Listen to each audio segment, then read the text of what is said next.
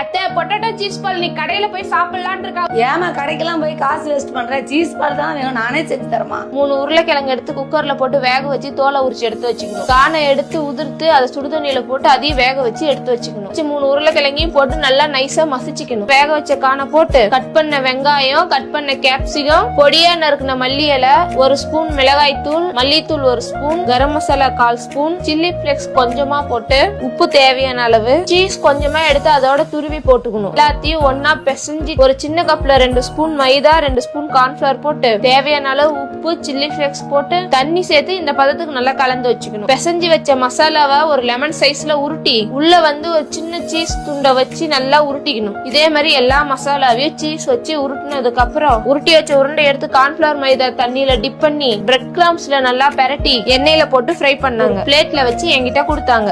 நடுவுல சீஸ் செம்மையா இருக்கு. டேஸ்ட் சூப்பரா இருக்கத்த.